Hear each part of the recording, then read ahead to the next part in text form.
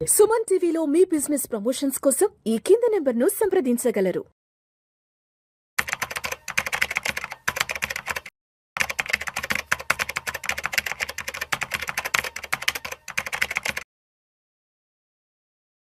నమస్తే, welcome to Vishnu talks. నేను విష్ణు. ప్రస్తుతం నాతో పాటు certified financial planner doctor Bachchu Anil Kumar గారు ఉన్నారు. సార్తో మాట్లాడదాం.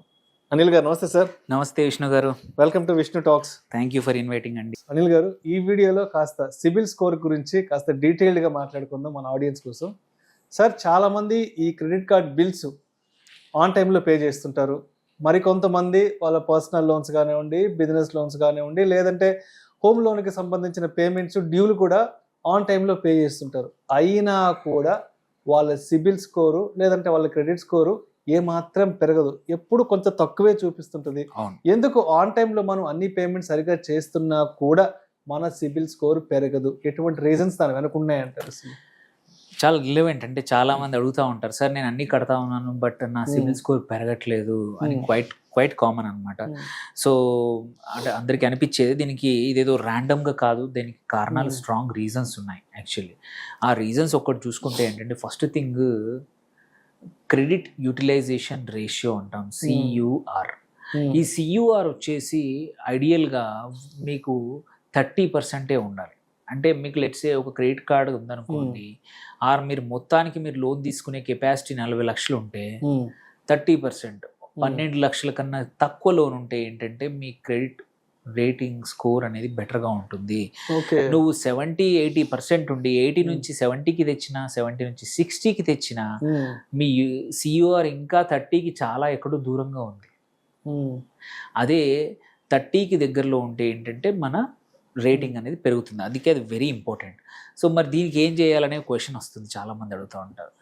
వస్తే యాక్చువల్లీ సెకండ్ కార్డు తీసుకొని నీ ఫస్ట్ కార్డుది డైల్యూట్ చేయడం. So let's say first card ఒక 5 లక్షలు ఇచ్చింది, అందులో మీరు 4 లక్షలు వాడేశారు. అప్పుడు మీ సియుఆర్ ఎంత? 80%. మీ ఆబ్వియస్లీ మీ క్రెడిట్ హిస్టరీ, క్రెడిట్ స్కోర్ అనేది దెబ్బతింటుంది. ఇంకొక కంపెనీ వచ్చేసి ఇంకొక 5 lakhs ఇస్తాము అన్నారు. సెకండ్ 5 lakhs తీసుకుంటే ఏమవుతుంది? ఇంతకుముందు 5, ఇప్పుడు 5, 10 lakhs. ఇంతకుముందు కార్డులో 4 lakhs ఉంది, దాన్ని కుదిరితే సెకండ్ కార్డుకి ఒక 2 lakhs ట్రాన్స్ఫర్ చేస్తే రెండిట్లలో కూడా 10 లక్షలకి నీకు ఎంత? 4 లక్షలే వాడారు, విచ్ ఇస్ 20%. ఓకే. సో 40%.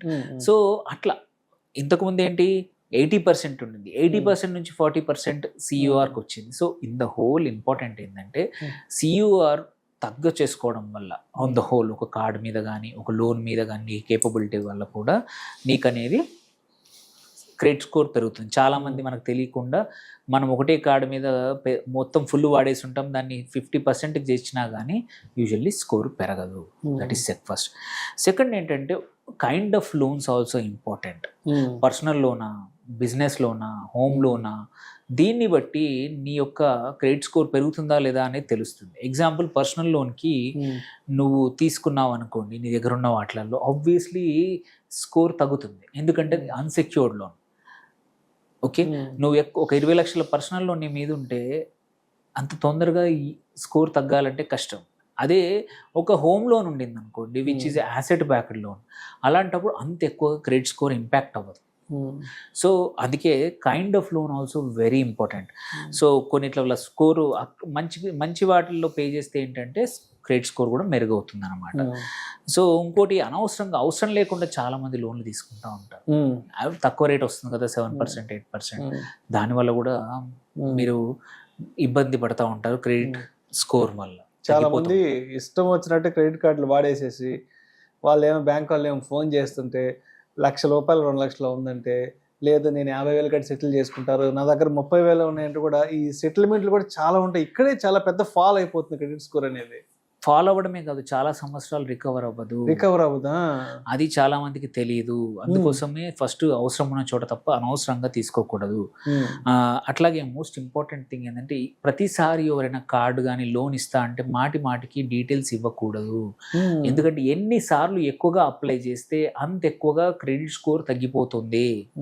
మీకు కాన్ఫిడెంట్గా మీకు నిజంగానే అవసరం ఉంటే తప్ప అప్లై చేయకూడదు. Too many applications, enquiries compulsory credit స్కోర్ని ఇంపాక్ట్ చేస్తాయి. లోన్ తీసుకోకున్నా పర్లేదు, బట్ అసలు తీసుకోకుండా ఏ గొడవ ఏ గోల లేదు. బట్ నువ్వు 10 సార్లు 10 ఛాన్స్ ఉన్న దగ్గరల్లా లోన్ తీసుకున్నావు అంటే అప్లై చేసినా చాలు, నువ్వు తీసుకోకుండా అప్లై చేసినా పోయినట్టే. అంటే ఇక్కడ మన ఫైనాన్షియల్ డిసిప్లిన్ మీద అది చాలా ఇంపాక్ట్ పడుతుంది. ఇష్టం వచ్చినట్లు అంటే లోన్లు ఇస్తున్నారు కానీ తీసుకుంటూ పోయావంటే తప్పకుండా. సో అందుకే తక్కువ సమయంలో ఎక్కువ దరఖాస్తులు నింపద్దు, ఎప్పుడు దొరికితే ఎవరు ఇస్తా అంటే వాళ్ళు తీసుకోవద్దు, కొంచెం అవసరం ఉంటే తప్ప తీసుకోవాలి. ఇంకొక మేజర్ తప్పు అందరు చేస్తారు, పొడగొట్టుకుంటారు. ఏంటంటే కో అప్లికెంట్ అయిపోతారు, గ్యారంటీగా అయిపోతారు. ఫ్రెండ్స్కో ఫ్యామిలీకో, అరే నా ఫ్రెండే కదా, నా కజినే కదా, నా బ్రదరే కదా, ఈ క్రెడిట్ కార్డ్ దాన ధర్మాలు చేస్తుంటారు. ఒక్క పేమెంట్ వాడు చేయకపోతే వాడి వల్ల నీ లైఫ్ క్రెడిట్ హిస్టరీ అంతా దెబ్బతింటుంది. అంటే ఇవి ఎక్కువగా ఎక్కడ జరుగుతుంటాయి అంటే ఫ్రెండ్స్ పెళ్ళిళ్ళప్పుడు ఆ ఫ్రెండ్స్ ఏదైనా షాపింగ్ చేసుకోవడానికో, ఇంట్లో ఏదైనా హోమ్ అప్లయన్సెస్, ఏసీలు కొనుక్కోవడానికో, రెఫ్రిజిరేటర్లు కొనుక్కోవడానికో ఎక్కువ ఫ్రెండ్స్ నుంచి క్రెడిట్ కార్డులు తీసుకుంటుంటారు చాలా మంది. అవును, అలాంటప్పుడు ఇలాంటి ఇబ్బందులు ఎక్కువగా జరుగుతూ ఉంటాయి అన్నమాట. సో ఇంకొకటి ఏంటంటే ఆదాయం ఎంత ఉందో అంతే తప్ప రుణభారం ఉండాలి, కానీ ఎటువంటి సంబంధం లేకుండా ఇష్టం వచ్చినట్టు రుణభారం తీసుకుంటే కంపల్సరీ క్రెడిట్ ఇంపాక్ట్ అనేది హిస్టరీ అనేది అవుతుంది. అండ్ అందుకే క్రెడిట్ రిపోర్ట్ అనేది చెక్ చేసుకోవడం చాలా ఇంపార్టెంట్. ఆర్బీఐ ప్రతి ఒక్కరికి సంవత్సరానికి ఒకసారి క్రెడిట్ రిపోర్ట్ చెక్ చేసుకోవడానికి ఫ్రీగా ఒకసారి అవకాశం ఇస్తుంది. దానిపైన అయితేనే డబ్బులు కట్టాలి. సార్ అది కూడా మాటికి ఎక్కువ సార్లు చెక్ చేసుకుంటే కూడా అక్కడ కూడా కొంత ఇబ్బంది అయ్యే అవకాశం లేదు. రిపోర్ట్ డౌన్లోడ్ చేసుకొని లాగిన్ చేసుకొని ఒకసారి చూసుకుంటే పర్లేదు, మాటికి చేస్తే మాత్రం ఇబ్బంది. సో అందులో అడ్వాంటేజ్ ఏదైనా లాగిన్ చేసుకొని మనం పొరపాట్లు దొరలాయా, ఏవైనా మనం డబ్బులు కట్టినా కట్టలేదా చూపిస్తున్నాయి, ఇవన్నీ తెలుసుకొని స్కోర్ పెరగడానికి నిపుణులు చాలా మంది ఉన్నారు. ఇంతకుముందు అదొక ప్రొఫెషన్ అయిపోయింది. సిబిల్ స్కోర్ పెంచడానికి కూడా కొద్దిమంది నిపుణులు ఉన్నారు. ఎలాంటి స్ట్రాటజీ వాడితే స్కోర్ పెరుగుతుంది అనేది చెప్తా ఉంటారు. సో దాన్ని వాడుకొని చెల్లింపుల టైమింగ్ అనేది చాలా ఇంపార్టెంట్. ఫస్ట్ ప్రయారిటీ దానికి ఇవ్వాల్సిందే, లేకపోతే మీ హిస్టరీ ఇంపాక్ట్ అవుతుంది. పొరపాట్లు కూడా ఎలా ఉన్నాయో ఈ అట్లాంటి ఎక్స్పర్ట్స్ని కనుక్కొని మాట్లాడితే వాళ్ళు మీకు సాల్వ్ చేస్తూ ఉంటారు. అండ్ ఆర్బీఐ మార్గదర్శకాలు ఏవైతే ఉన్నాయో వాటిని ఫాలో చేసుకుంటే, ఉచితంగా చెక్ చేసుకుంటే ఇబ్బంది ఉండదు. సో అన్నిటికన్నా ఇంపార్టెంట్ స్కోర్ పెరగాలంటే మాత్రం ఆర్థికంగా మంచి క్రమశిక్షణ ఉంటే తప్ప వేరేవే ఉన్న టెంపరీ అతుకులు మాత్రమే. పర్మనెంట్గా సేఫ్టీ, మీ తక్కువ స్కోర్, తక్కువ అంటే ఇబ్బందులు వచ్చి మ్యాక్సిమం స్కోర్ ఉండాలి అంటే మాత్రం క్రమశిక్షణ లేకుంటే అవ్వని పని. సో నిపుణుల సలహాలు తీసుకోవాలి, రెగ్యులర్గా రిపోర్ట్ చూస్తూ ఉండాలి, అప్పుడు ఇబ్బంది లేకుండా ఉంటుంది. అన్నిటికన్నా ఇంపార్టెంట్ CUR మంచిగా మేనేజ్ చేయాలి. 30% కన్నా ఎక్కువ పోనీయకుండా చూసుకొని 2-3 కార్డులు తీసుకున్నా షార్ట్గా డైవర్సిఫై చేస్తే ఏంటంటే మీకు 50 లక్షల ఎలిజిబిలిటీ ఉన్నా మీరు 12 నుంచి 20 లక్షల కన్నా ఎక్కువగా వెళ్ళకుంటే మీకు ఎటువంటి ఇబ్బంది రాదు.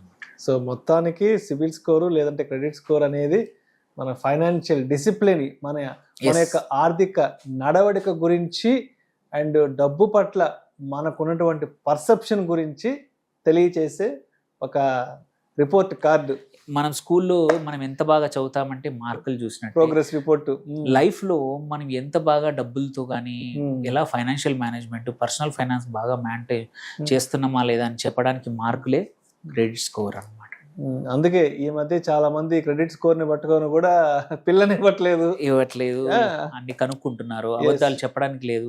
నువ్వు ఎంత చెప్తే అంత చెప్పేది కాకుండా నువ్వు క్రెడిట్ రిపోర్ట్ డౌన్లోడ్ చేస్తే అంతా నీ చిట్టా అంతా బయటపడుతుంది.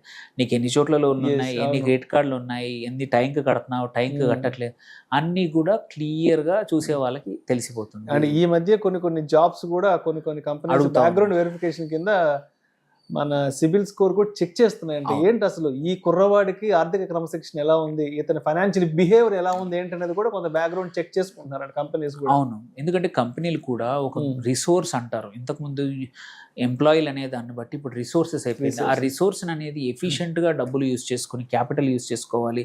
ఇచ్చిన డబ్బుల్ని జాగ్రత్తగా ఉంచాలంటే వాడికి డబ్బు మీద ఉన్న కంట్రోల్, దృక్పథం అవన్నీ తెలుస్తాయి నీ యొక్క సిబిల్ స్కోర్ వల్ల.